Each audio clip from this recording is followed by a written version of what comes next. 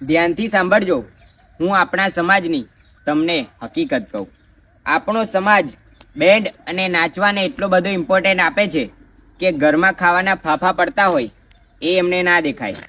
બેન્ડમાં નાચવા માટે ફાગવેલ જવાય, પણ ઘરમાં શું ખાવાનું ખૂટે છે એ ના દેખાય. આપણો સમાજ જે અત્યારે નાચવા માટે કોઈ પણ જગ્યાએ વગર ઇન્વિટેશને જતો રહે છે એ બહુ ખોટી વાત છે. આપણા સમાજના છોકરાઓને સમજવાની જરૂર છે કે આપણે શું કરી રહ્યા છીએ. તમે કોઈ દિવસ જોયું છે કે કોઈ નેતા ચાલતા આ ધામે ગયા હોય, પેલા ધામે ગયા હોય? આ બધો ઠેકો આપણા નાના સમાજને જ આપી દીધો છે.